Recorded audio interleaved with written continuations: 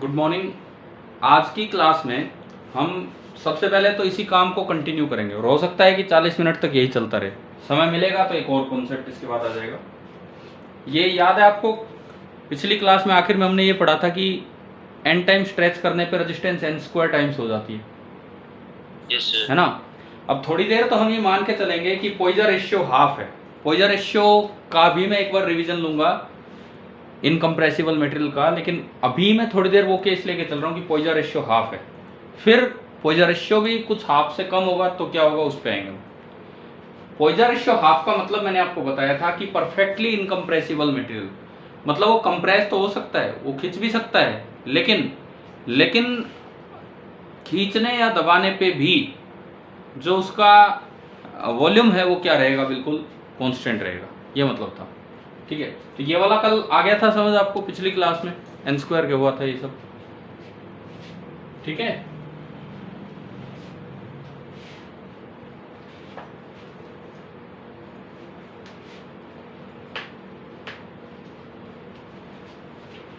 अब हम सीधी एक शुरुआत करते हैं क्वेश्चन लेके कि find the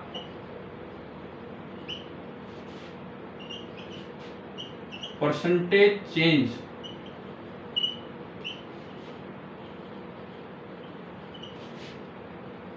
in resistance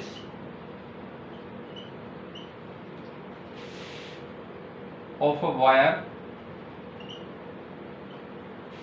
if its length, इसकी लेंथ में कुछ चेंज करेंगे और उससे रेजिस्टेंस में कितना परसेंटेज चेंज होगा उस वाले पार्ट पे मारे होंगे। देखो, first part is increased to n times. Second part is increased by 100%.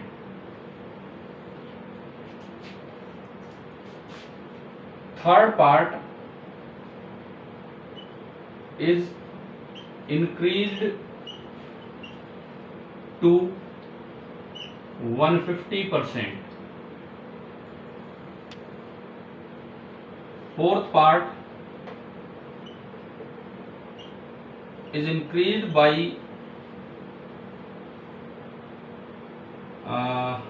can say 3%.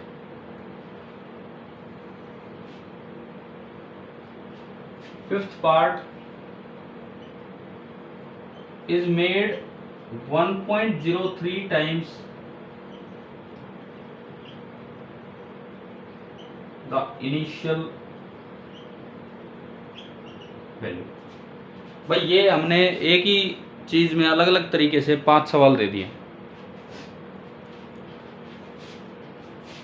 Question आ रहा है ना समझ, कोई स्ट्रेचिंग करनी है और इस तरह से वायर। अच्छा, एक और चीज, अगर सवाल में ये दिया हो ना कि the wire is melted and recast to form the length this much, तो वो स्ट्रेचिंग ही होती है। मेल्टेड और रिकास्ट भी अगर आए, मेल्ट किया या रिकास्ट किया, वो भी स्ट्रेचिंग ही होती है और कुछ नहीं होता है। समझ गए हो क्या? क्योंकि वायर ऐसे खींचती नहीं है। आप एक स्टील की वायर को ऐसे खींच दोगे क्या, यूं पकड़ के लेंथ डबल कर दोगे? हाँ, तो उसका तरीका ये है स्ट्रेचिंग का कि मेल्ट करके पतली ट्यूब में डाल के उसे फिर से रिकास्ट करते हैं और वो बन जाता है। तो वो भी वर्ड आ सकता है वहां पे। चलिए, फर्स्ट पार्ट से हम अपनी शुरुआत करें। सबसे पहले इंक्रीज टू n टाइम्स। तो हमने पढ़ा था कि जो R फाइनल बनेगा, पहले पार्ट का सॉल्यूशन में देख रहा हूं, जो R फाइनल बनेगा हमने देख लिया था, वो n square times R initial बनेगा। yes, पिछली क्लास में, है ना। तो परसेंटेज चेंज का मतलब होता है R final minus R initial upon R initial और इनटू 100। यही होता है परसेंटेज चेंज, और ये इसका सिंबल होता है परसेंटेज चेंज का। तो अगर आप इसमें वैल्यूज पुट करें तो n square R initial minus R initial upon R initial और इनटू ये आपका आ जाएगा 100, यानी कि इन जनरल अगर आपने लेंथ को n टाइम्स किया है तो रेजिस्टेंस हो जाएगी n स्क्वायर माइनस 1 इंटू 100। अगर आप लेंथ को n टाइम्स कर रहे हो तो जो रेजिस्टेंस होगी वायर की वो n स्क्वायर माइनस 1 इंटू 100% हो जाएगा। आप बताओ फर्स्ट आ गया समझ कि नहीं?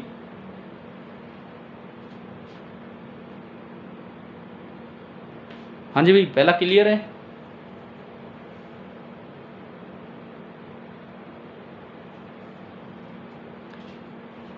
बताइए प्लीज, क्लियर है ना फर्स्ट पार्ट? Yes sir. ठीक है। सेकंड, अच्छा, इंक्रीज बाई 100% का क्या मतलब है? सर आपकी वीडियो। हाँ, कोई नहीं। इंक्रीज बाई 100% का क्या मतलब है?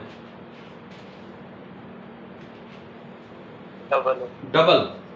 इंक्रीज बाई 100% का मतलब है कि जितनी थी उतनी और बढ़ा दी। तो L से 2L होगी तो N कितना लेना है?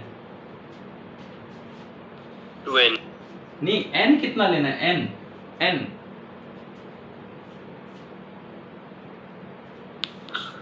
2।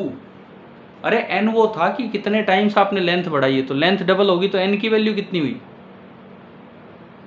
2 होगी, है ना? तो डायरेक्ट ही है यार। अब तो ये percentage change in R 2 square minus 1 into 100%, 4 minus 1, यानी कि ये कितना आया? 300%। आप बताओ ये यहां तक समझ आ गया कैसे किया हमने? Yes sir. और आप अगर वैसे देखते ना, वैसे अल्टरनेटिवली इसे करके ही दिखाते, तो भाई R इनिशियल मान लो R है, लेंथ डबल करने से 2 स्क्वायर R यानी कि 4R रेजिस्टेंस होती, तो परसेंटेज चेंज इन R होती, R की वैल्यू होती 4R minus R upon R और इंटू 100। क्या वही आ रहा है ये भी 300%? बताओ सेकंड वाला पार्ट क्लियर है? ठीक है। थर्ड पे मैं चलता हूं। Third, increased to 150%। यहां है इंक्रीज्ड बाई और वहां है इंक्रीज टू, इन दोनों में क्या डिफरेंस होता है? हाँ भाई, इंक्रीज्ड बाई और इंक्रीज टू में क्या फर्क होता है? सर इंक्रीज्ड बाय मतलब उतना और बढ़ा दिया। बाई मतलब इतना और है। बढ़ा दिया, और इंक्रीज टू का मतलब फाइनल वैल्यू इतनी होगी। ठीक है, 100% तो थी जो भी थी, 50% और बढ़ गई। तो अगर मैं इस तीसरे के सॉल्यूशन में चलूं तो जो L फाइनल होगी that is 150% of L initial. 5 से घटा 3/2 L, यानी कि L प्लस L/2। इसका मतलब है कि इंक्रीज्ड बाई आपने कितना कर दिया? इंक्रीज्ड टू 150% का मतलब है कि इंक्रीज्ड बाई 50%। समझ आया? हाँ जी, क्लियर है ना? Yes sir. ठीक है। अब N बताओ, N कितना? ये दिख रहा है यहां से, नई लेंथ कितने टाइम्स? N कितना? 1/2। 3/2 1.5। तो परसेंटेज चेंज इन R हमारे पास तो एक डायरेक्ट ही फॉर्मूला आ गया, ये परफेक्टली इनकम्प्रेसिव। देखो इस सवाल में कहीं मटेरियल का जिक्र है कि कैसा मटेरियल लेना है? नहीं है ना? इस सवाल में कहीं किसी मटेरियल का जिक्र नहीं है, तो आप उसे अपने आप से ही 100% मतलब सॉरी वो परफेक्टली इनकम्प्रेसिबल मान के चलेंगे जब तक कोई जिक्र ना हो, यानी कि वॉल्यूम कांस्टेंट वाली बात है। तो इसी तरह होंगे। तो percentage change n square minus 1, 1.5 का स्क्वायर माइनस 1 और इंटू 100, ये 2.25 माइनस 1, 1.25 और इंटू 100 कितना आ गया? ये 125%। अब आप ये बताओ क्या ये 3 पार्ट आपको समझ आ गए हैं क्या? हाँ भाई, 3 पार्ट क्लियर हुए सभी को? बताओ एक बार। Yes sir. ठीक है, मैं आखिरी 2 पार्ट पे फिर आऊंगा। इसके बाद आप एक बार ये नोट आउट कर लीजिए, क्वेश्चन आखिरी 2 पार्ट कीजिए और थोड़ा ट्राई भी कीजिए, क्योंकि उनमें बड़ा स्मॉल चेंज है, तो आप इसे तो आप नोट कीजिए।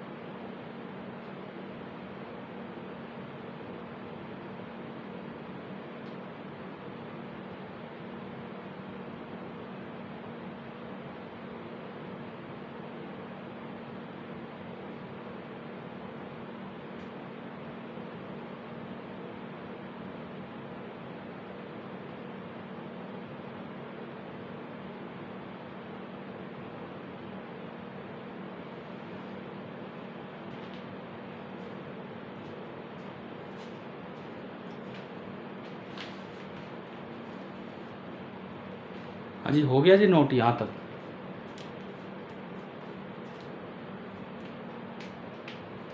Yes sir. तो अब इन पे आते हैं, ये 3% वाले और ये सब। बिठा दूं इसको, इधर वाली साइड है ना, हो ही गया होगा।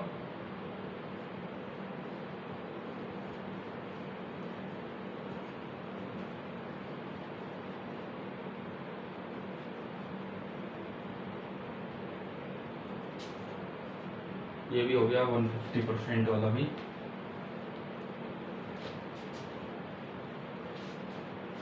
अब जो हम स्टार्ट कर रहे हैं 4th और 5th पार्ट,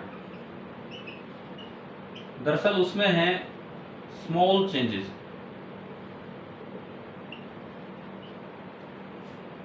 दरअसल इसमें आपके स्मॉल चेंज आ रहे हैं, यह हमें देखना है। तो अगर मान लो सपोज ये कोई वायर है परफेक्टली इनकम्प्रेसिबल मटेरियल की, इसकी लेंथ L थी, एरिया कुछ भी A था, आपने इसको खींच दिया और खींच के इसकी लेंथ कुछ बढ़ गई है और वो L डैश हो गई और नया एरिया A डैश हो गया, थोड़ा कम हो गया। लेकिन हम जानते हैं कि वॉल्यूम तो कांस्टेंट है। वॉल्यूम कांस्टेंट का मतलब है कि V बराबर A इंटू एल, ये चीज कांस्टेंट है। A की पावर 1 L की पावर 1।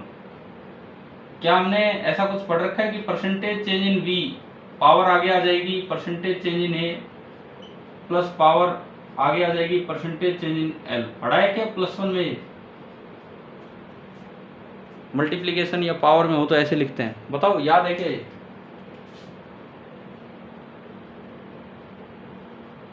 हाँ भाई बोलो, आप जवाब नहीं दे रहे हैं। क्या हमने +1 क्लास में एरर्स में पढ़ा है या नहीं?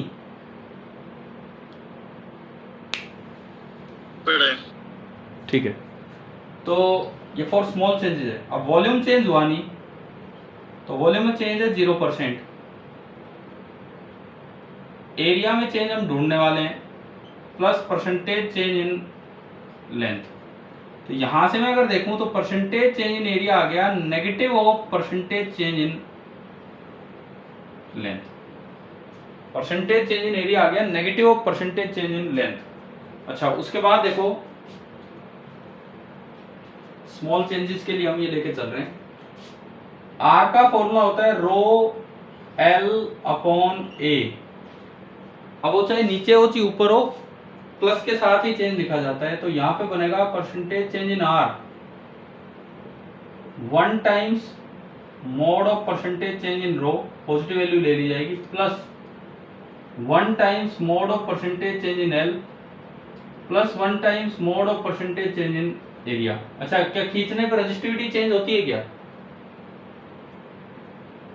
क्या उसे खींचने पे रजिस्टिविटी में कोई फर्क पड़ेगा? नहीं पड़ेगा। तो परसेंटेज चेंज इन रो 0। अच्छा, इन दोनों का मोड तो सेम है, ये तो एक दूसरे के नेगेटिव थे, यानी कि percentage change in R that is equal to 2 times percentage change in L. अगर मैं उसकी जगह ये लिखता हूं तो these are for small changes. Last अब 10% भी ज्यादा हो जाता है, अप टू 5% तक लगा लो, और वैसे कोई लिमिट नहीं है, थोड़ा थोड़ा बस वो डिफरेंस आता चलेगा, 5% तक आप मान लो। तो अब आप बताओ क्या ये पार्ट नंबर 4 हो गया आपका? डायरेक्ट लेंथ को आपने इंक्रीज किया है 3% से, परसेंटेज चेंज इन लेंथ है 3%। तो बताओ परसेंटेज चेंज इन रेजिस्टेंस कितना होगा इस फॉर्मूले से? बोलो भैया, आज थोड़ा सा रिप्लाई कम दे रहे हो आप लोग। 6%। ठीक है, ठीक है। अच्छा, आप सुने, जब आपने पहला पार्ट लिया था 100%, अगर उसमें ये फॉर्मूला लगाते तो आंसर आता 200%, लेकिन आपका आंसर कितना आया था? अरे बोलो, आंसर कितना आया था उसमें फर्स्ट पार्ट में? फर्स्ट पार्ट में आंसर कितना? मेरी आवाज सुन रही है कि नहीं आज ढंग से क्लियरली?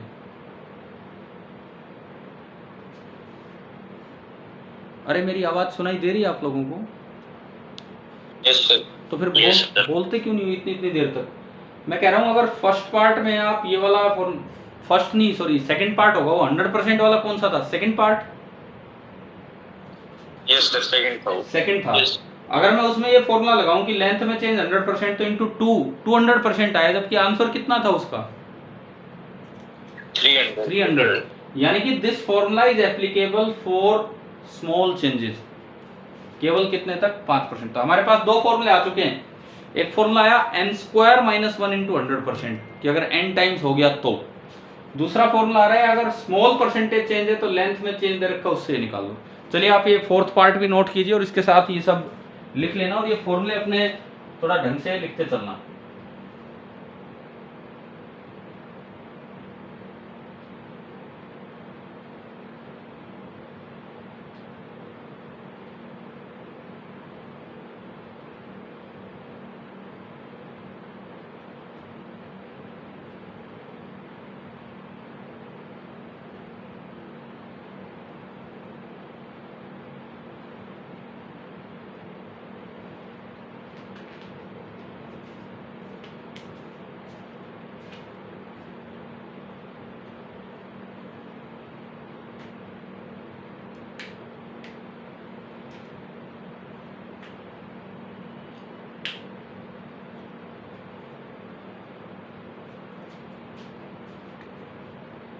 हो गया फोर्थ पार्ट?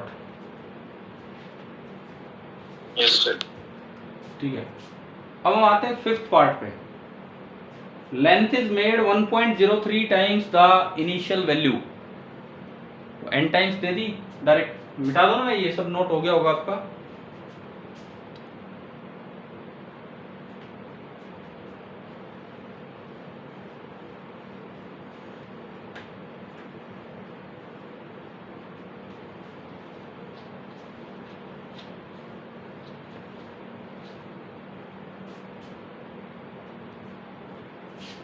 फिफ्थ जो पार्ट है वो हम स्टार्ट करते हैं।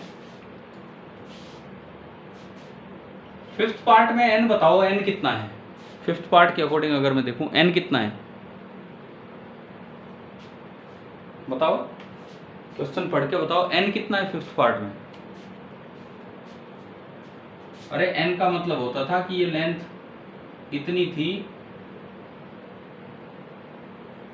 और अब खींचने के बाद इतनी होगी। तो मैं आपसे ये पूछ रहा हूं n कितना है फिफ्थ पार्ट में?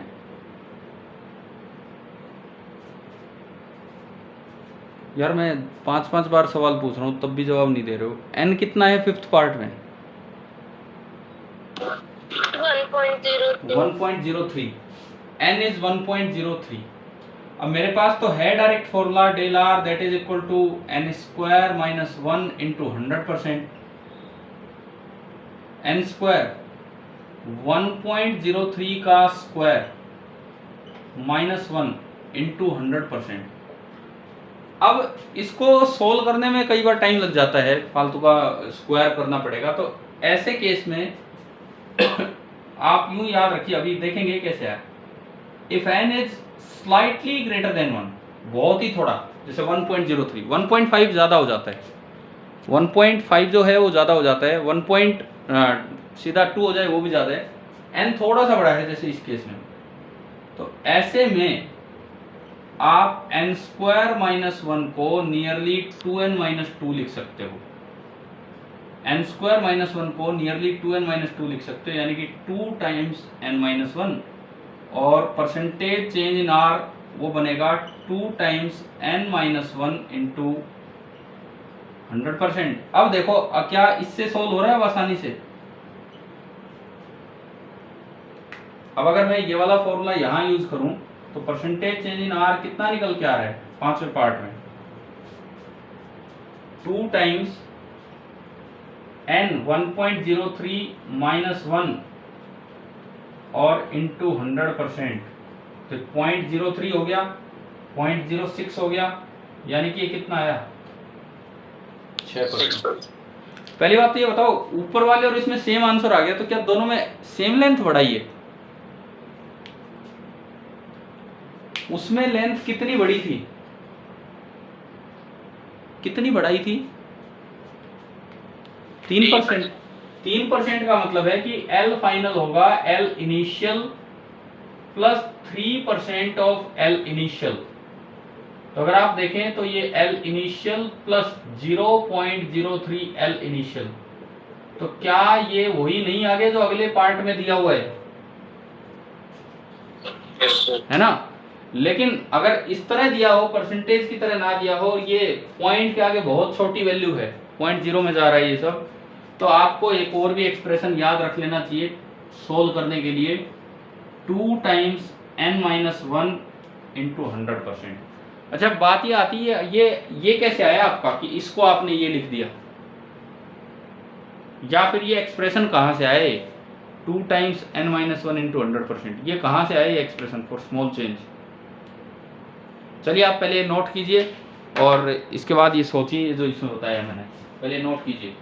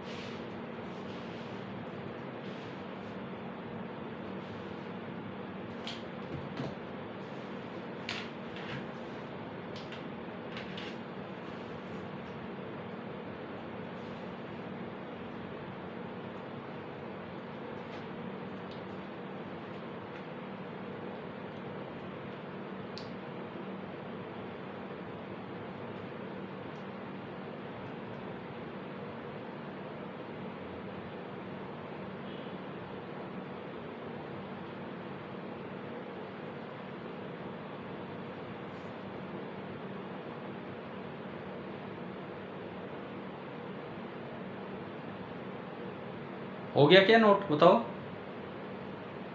Yes sir. ठीक है, अब हम ये देख लेते हैं कि ये चीज कैसे, आप बता दो चलो ये चीज ये कैसे लिख सकते हैं अगर n 1 से बहुत बड़ा है, बहुत जरा सा आगे है तो बताओ ये इससे ये कैसे बना?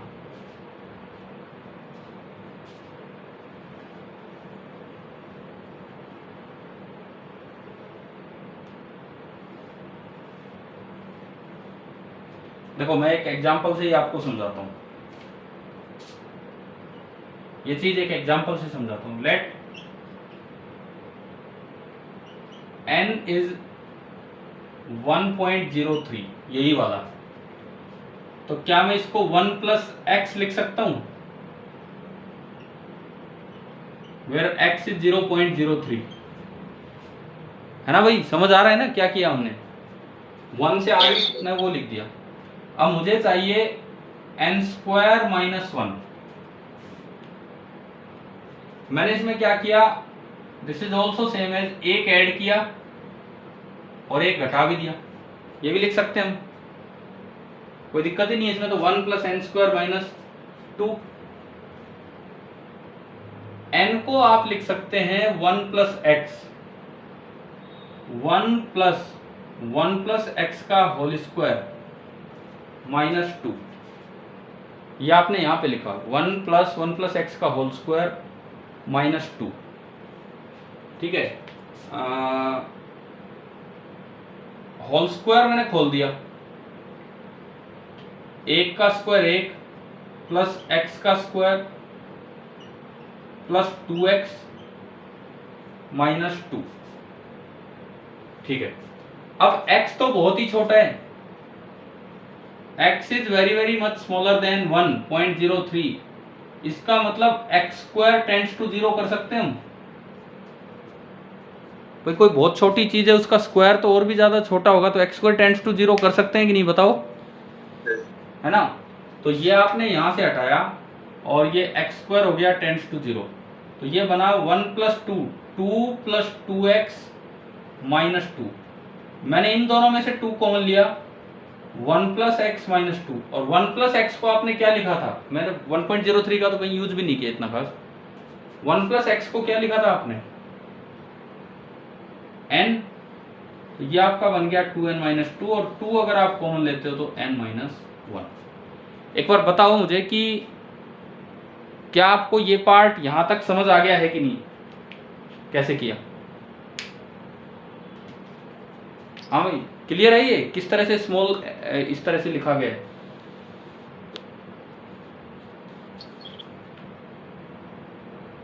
ठीक है, आप नोट कीजिए, मैं इसके बाद फिर आगे बढ़ता हूँ। ये पार्ट नोट कीजिए पहले जो अभी बताया।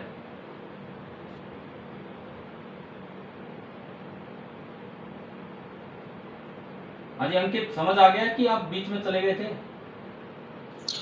डिस्कनेक्ट हो गया तो सर अभी आया हूं। तो अभी बताऊं, दोबारा बताऊं?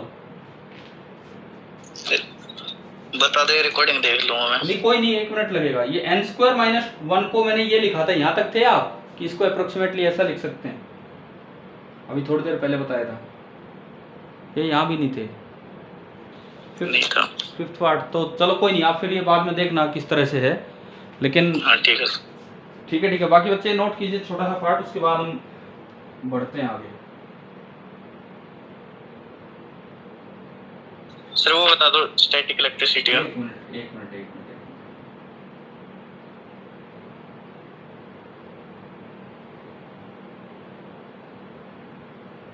बार ये भेज देता हूँ यहाँ से ना, फिर बता दूँ।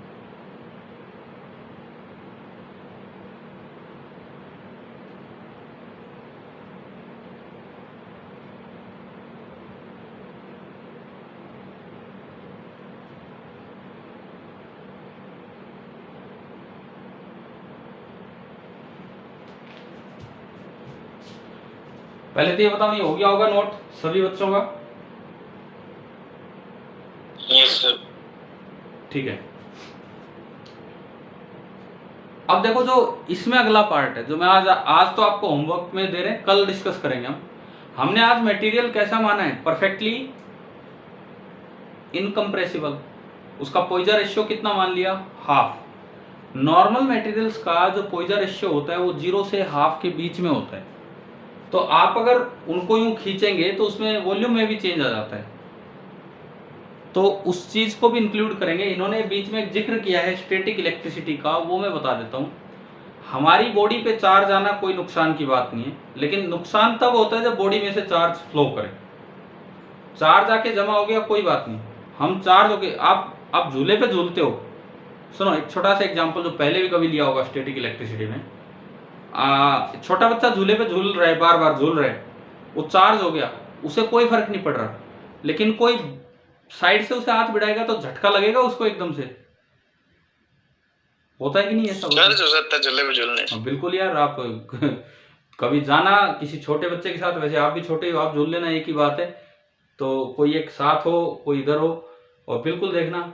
हमारे तो यहाँ पे कनीना में तो एक झूले का नाम ही बच्चों ने रख दिया, चार्ज वाला झूला, चार्ज वाला झूला।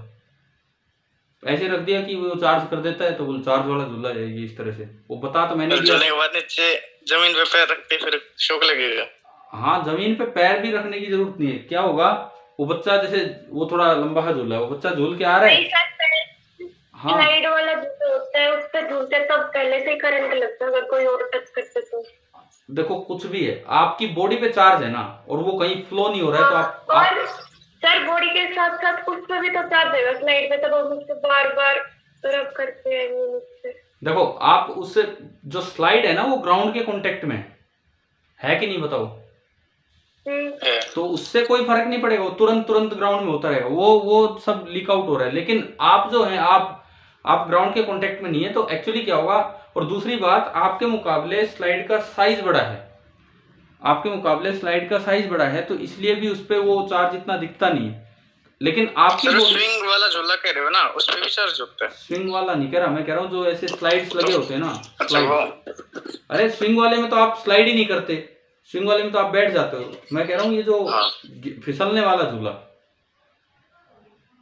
ठीक है। अब सुनो, मैं आता हूँ उसी सवाल पे। क्या था, जैसे मैं तो शाम को बच्चों को घुमाने ले जाता था, इधर ही कनीना में डीएवी स्कूल के पास पार्क बना रखे हैं, तो उसमें तो एक लाइन सी लग रही भाई, लाइन से 5-6 बच्चे, 2 मेरे साथ थे और किसी के साथ ही हूँ, तो मतलब लाइन सी लग रही है। और जैसे ही मैंने किसी को भी टच किया तो एकदम से झटका लगता है। वो झूलते हुए आ रहे हैं, मैं किसी को टच कर रहा हूँ तो एकदम झटका लग रहा है, उन्हें भी झटका महसूस हो रहा है। तो कह रहे हैं ये क्या है। मैंने वैसे ही बोल दिया, छोटे छोटे बच्चे, मैंने कहा ये चार्ज हो गए, चार्ज हो गए। तो उन्होंने झूले का नाम ही रख दिया चार्ज वाला झूला है। चार्ज तो औरों पे भी हो जाते हैं, लेकिन उन्होंने उसका नाम ही रख दिया चार्ज वाला झूला है। अब उसमें होता क्या है, स्टैटिक इलेक्ट्रिसिटी है, वो चार्ज आता है और उनकी बॉडी पे जमा होता है, वो उन्हें कोई दिक्कत नहीं दे रहा है। लेकिन जब मैं टच करूंगा तो मेरी बॉडी और उनकी बॉडी के बीच में थोड़ा सा पोटेंशियल डिफरेंस है, उस वजह से वो चार्ज फ्लो करता है, तब हमें वो झटका महसूस होता है। तो इलेक्ट्रिसिटी मतलब चार्ज बॉडी के लिए हार्मफुल तब है जब वो बॉडी में फ्लो करे। अगर वो फ्लो नहीं कर रहा है तो स्टैटिक इलेक्ट्रिसिटी से कोई दिक्कत कहीं भी नहीं होने वाली। सर झूला तो वो तो पहले ही जमीन के कांटेक्ट में होगा, तो उसका तो पहले जीरो पोटेंशियल होगा। हम जैसे झूल के आएंगे तो चार्ज होगा, तो फिर तभी शौक नहीं लगेगा उसी टाइम झूलने। जब हम झूल के और नीचे उतरेंगे तब नहीं, झूल रहे उसी टाइम चार्ज फ्लो हो जाएगा ना। नहीं, उसी टाइम नहीं होगा, तो पहले जमीन के कांटेक्ट में। उसी टाइम हम कहाँ हैं, हमारी बॉडी तो एक इक्विपोटेंशियल टाइप बॉडी की तरह काम कर रही है उस समय। हमारे कांटेक्ट में कोई दूसरा इंसान आएगा, कोई और स्लाइड पे झूल रहा है, और अगर हम जस्ट जाकर स्लाइड को टच करते तब भी हमें करंट लगता है। बिल्कुल लग सकता है, बिल्कुल लग सकता है। वो स्लाइड भी चार्ज हो रही है बदले में, उस पर भी लग सकता है। लेकिन ज्यादा इफेक्ट तब महसूस होता है जब आप झूलने वाले को टच करोगे ना, तब ज्यादा इफेक्ट महसूस होगा। ये तो यार, ये तो छोटे छोटे से एक्सपेरिमेंट है, छोटी छोटी एक्टिविटी है, आप कहीं भी करके देख सकते हो, है ना। ठीक है। अच्छा, दूसरी बात, करंट अगर फ्लो करे बॉडी में से तो वो काफी हार्मफुल होता है। कभी भी स्टैटिक इलेक्ट्रिसिटी से इतना झटका नहीं लगता, लेकिन अगर वो कंटिन्यूअस करंट फ्लो है, कहीं से वोल्टेज लगातार मिल रही है, तो इवन डेथ तक हो सकती है। स्टैटिक इलेक्ट्रिसिटी से झटका इसलिए लगता है कि हमारी बॉडी पे जो चार्ज आया है वो अपने आप फ्लो नहीं करता है बॉडी में, जब तक कि बाहर से कोई वोल्टेज ना लगे। क्यों नहीं फ्लो करता? हमारी बॉडी मेनली वाटर से मिलकर बनी होती है, और water molecule, pure water molecule neutral होते हैं, तो वो उसमें कोई करंट कैरियर नहीं होता है। लेकिन जब बाहर से प्योर वाटर होते हैं, हाँ, हमारी बॉडी में जो वाटर मॉलिक्यूल है वो प्योर वाटर मॉलिक्यूल है, तो उनमें उस वजह से कोई करंट फ्लो नहीं करता है। लेकिन जब बाहर से वोल्टेज लगातार मिलेगी तो बॉडी में वाटर के अलावा और भी कंडक्टिंग पार्ट है, तो वहां के थ्रू वो करंट फ्लो कर जाता है, चार्ज फ्लो कर जाता है, और उससे हमें झटका लगता है। अच्छा, काफी देर से कोई बच्चा बैठा हो, जैसे बच्चा छोड़ो यार, एक एफएम सेट है, रेडियो सेट देखें पुराने, आजकल तो मोबाइल में सुन लेते हैं, है ना। उसमें मेटल की बॉडी है, पहले हम कई बार देखा करते थे, जैसे छत पे वो रखा हो। छत पे जाने का एक कारण था, पहले ना वो नेटवर्क अच्छा ही छत पे सुनाई देता था, अंदर कमरे में तो कुछ आता ही नहीं था उसमें गाने वाने, पहले थोड़ा ऐसा ही सिस्टम था, तो उसको छत पे रख दिया करते थे, और वो काफी देर से रखा हुआ। अब अगर उसकी बॉडी को जाके हम टच करते हैं तो पक्का झटका लगता था। तो उसका तरीका क्या होता है, आपने कभी 3 पिन प्लग देखे हैं? उसमें देखा ऊपर वाली पिन थोड़ी लंबी होती है, ऊपर वाली पिन। Yes sir. क्यों Yes, sir. क्यों लंबी होती है वो, क्यों? अर्थ की वायर होगी वो जो अर्थ की वायर है वो केवल और केवल बॉडी से टच होती है, उस एफएम सेट की मेटल बॉडी से टच होती है और किसी से नहीं, ठीक है। जो भी एक्स्ट्रा चार्ज स्टैटिक इलेक्ट्रिसिटी उस मेटल बॉडी पे जमा थी, सर्किट कनेक्ट हो, लाइव और न्यूट्रल वायर कनेक्ट हो, उससे पहले वो टच हो जाती है, और वो टच होती है वो एक्स्ट्रा चार्ज सारा कहाँ चला जाता है? ग्राउंड के कॉन्टेक्ट में आती है, वो अर्थ में चला गया, अर्थ में जाते ही वो बिल्कुल न्यूट्रल हो गई जिस तरह की थी वो। सर अगर हम जमीन के कांटेक्ट में नहीं है और अगर प्लग को छुए तो लगेगा करंट? कुछ भी नहीं होगा यार, मैं बताऊं, जमीन के कांटेक्ट में नहीं, और कोई एक ये 220 वोल्ट की लाइन है, चाहे 11,000 वोल्ट की लाइन हो, आप एक को टच करके खड़े हो जाओ, कुछ नहीं हो। आपने पक्षियों को बैठते नहीं देखा क्या एक वायर पे? देख सर, जो बेड होता है वो वुड से बना होता है, इसमें ये होता है, ये कंडक्टर तो नहीं होता। कंडक्टर तो नहीं होता, लेकिन कहीं गीला विला ना हो, बस ये दिक्कत रहती है उसमें, और कुछ नहीं। सर मैं छोटा सा बेड पे बिठा मैं तो लगा वैसे ही छेड़ रहा, जब करंट लगा था जमीन के कांटेक्ट में भी नहीं था। देखो यार, बेड में भी हो सकता है कोई कंडक्टिंग पार्ट हो, ऐसा नहीं है कि हम बिल्कुल, अगर इंसुलेटर ही होगा जब तो करंट लग ही नहीं सकता है, वो तो कोई चांस ही नहीं है, ठीक है। हो सकता है कोई कंडक्टिंग पार्ट हो, इस तरह का बेड हो। अच्छा आप सुनिए, मैं टाइम देखूँ, लेस देन 1 मिनट, ये मीटिंग ओवर होने वाली है, आप होमवर्क सुन लीजिए फटाफट। आपको ये पार्ट ना एक बार तब रिपीट करना है अगर पॉइजर रेशियो जैसे हाफ हो, या कोई भी सिग्मा से हम डिनोट करते हैं पॉइजर रेशियो को। समझ गए होगे क्या दिया मैंने काम? थोड़ा +1 से रिवाइज करना, और कुछ चीज़ें मैं फिर नेक्स्ट क्लास में यहाँ से लेके और फिर आगे अपना काम बढ़ाते हैं, ठीक है?